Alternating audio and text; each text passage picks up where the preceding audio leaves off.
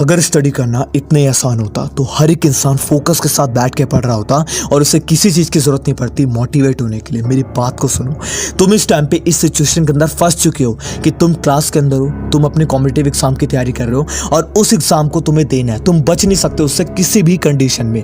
तो अगर इस टाइम पे तुम थोड़ी सी भी लापरवाही करोगे और तुम्हारा फोकस अगर स्टडी से हट जाएगा, तुम उस एग्ज़ाम के अंदर फेल भी हो सकते हो और हो सकता है कि तुम्हारा सिलेक्शन ना हो। मेरी बात को प्लीज़ सीरियस लेना स्टार्ट करो। आपके पास अभी के टाइम पे कोई कला नहीं है कि आप ये करके वो कर जाओगे। मेरी बात को समझो, आप इस टाइम पे स्टडी के साथ ही अपने आप को आगे बढ़ा सकते हो। प्लीज़ रिक्वेस्ट है आपसे, इस वीडियो के अंदर बताई गई सारी बातों को अगर तुम फॉलो करोगे, मैं कहता हूँ तुम अपने एग्जाम के अंदर बहुत अच्छे से फोड़ कराओगे और एक रोड मैप मिल जाएगा कि किस तरीके से मुझे स्टडी करनी है। तो स्टार्ट करेंगे इस वीडियो को। सबसे पहली बात, दो बच्चों की कहानी से स्टार्ट कर रहा हूँ। एक बच्चे का नाम है रोहन, एक बच्चे का नाम है मोहन। इन दोनों की कहानी तुम्हारे से बहुत रिलेट करेगी।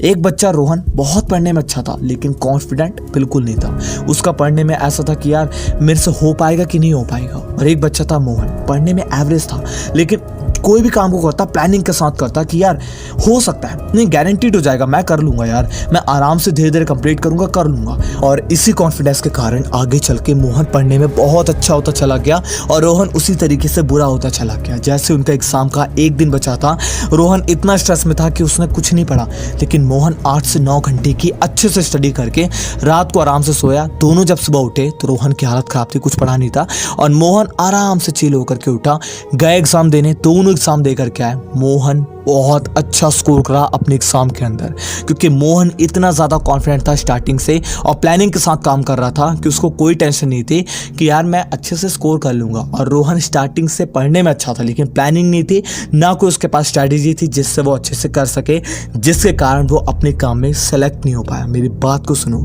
मैं इस वीडियो के अंदर आपको 5 ऐसे टिप देने वाला हूँ जिसको तुम अगर फॉलो करोगे तो तुम भी मोहन की तरह एवरेज होगे लेकिन बहुत अच्छे से स्कोर करके अपने एग्जाम में सेलेक्ट हो जाओगे। तो सबसे पहली टिप आती है, फिक्स योर टारगेट। मेरी बात को सुनो, आप इस टाइम पे पढ़ना स्टार्ट करते हो कैसे? सुबह उठे, सोच रहे हो यार आज क्या पढूं, पूरा दिन निकल जाता है। अगले दिन उठे, क्या पढूं, वो समझ में नहीं आ रहा, अगला दिन निकल जाता है।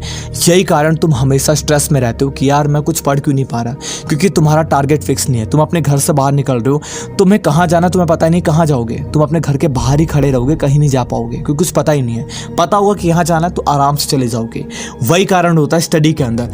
अपने टारगेट को फिक्स रखो, चाहे एक रात पहले चाहे 1 महीना पहले फिक्स कर लो कि मैं इस महीने के अंदर इतना इतना इस दिन में कंप्लीट करूंगा। ये तुम्हारा टारगेट होना चाहिए। एक्चुअल में तुम क्या करते हो, मैं आज पढ़ने बैठूंगा, कितना पढ़ना है क्या पढ़ना है कुछ नहीं पता। टारगेट होगा ना तुम्हारे पास तो तुम्हें पता होगा कि मुझे इतना ही कंप्लीट करना है, ना इससे ज़्यादा ना इससे कम, क्योंकि अगर मैं इतना कंप्लीट करूंगा तो महीने भर के अंदर इतना ज़्यादा कंप्लीट हो जाएगा जो मैंने टारगेट बना रखा है, जो भी आपका XYZ टारगेट होगा। तो मेरी बात को समझो, जो भी आप पढ़ने जा रहे हो अपने टारगेट के हिसाब से पढ़ो। तुम अपने एग्जाम में बहुत अच्छा फोड़ कराओगे क्योंकि तुम्हारा टारगेट फिक्स है कि आज के दिन मुझे बस इतना ही पढ़ना है और वो टारगेट कंप्लीट करो, चाहे रात क्यों ना हो जाए, चाहे कुछ भी क्यों ना हो जाए। मेरी बात मानो।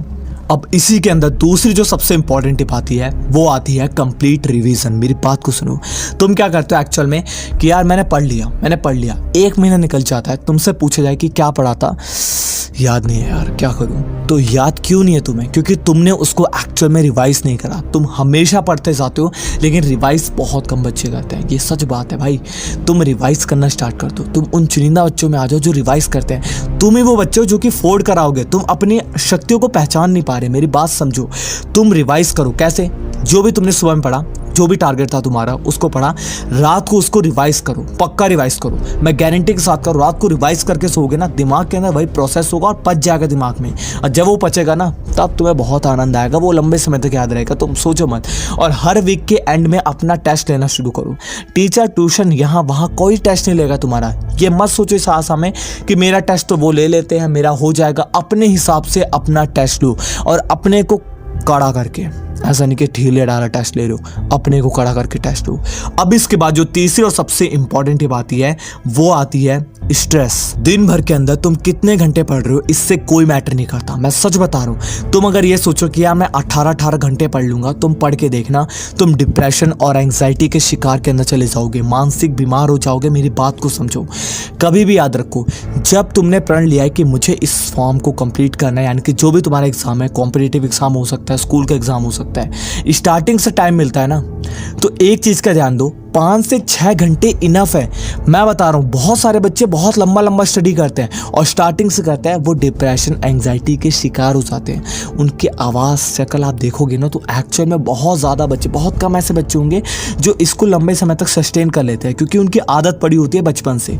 आप अगर अब सोचोगे कि मैं इतने घंटे पढ़ूंगा, सच कह रहा हूँ, बीमारी के शिकार हो जाओगे मानसिक। उसके बाद सुसाइड होता है तुम्हारा सिस्टम, तो उसके बाद बहुत सिस्टम खराब हो जाता है। आपकी जान बहुत इंपॉर्टेंट है।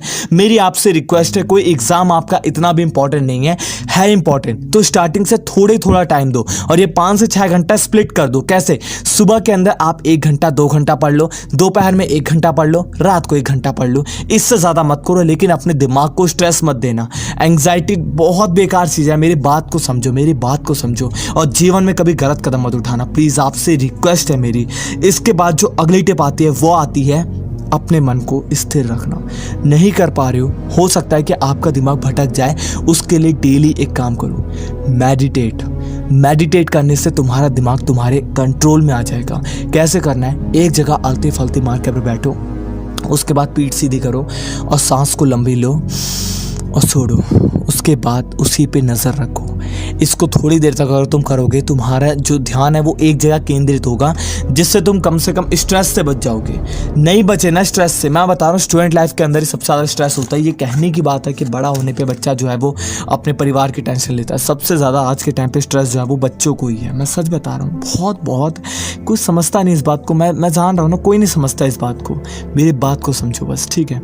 इसके बाद जो लास्ट टिप आती है वो आती है कॉन्फिडेंट।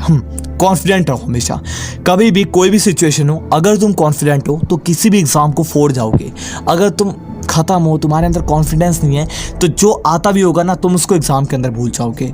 किसी भी काम को करने से पहले अगर कॉन्फिडेंस है तो मैं कर सकता हूँ, तो तुम कर जाओगे। अगर कॉन्फिडेंस एकदम गिरा हुआ है, ऐसे नहीं, भैया रुक जाओ पानी पियो, तो तुम नहीं कर सकते। इस सिचुएशन में तुम नहीं कर सकते। जो मैंने कॉन्फिडेंस वाली सिचुएशन बताया उसके अंदर तुम कर सकते हो, मेरी बात को मानो। तो ये टिप्स थे जिनको तुम फॉलो करोगे अपने एग्जाम के अंदर, फोड़ के नहीं फाड़ करके आओगे अपने एग्जाम में अच्छे मार्क को स्कोर करने के लिए। प्लीज़ चैनल को सब्सक्राइब कर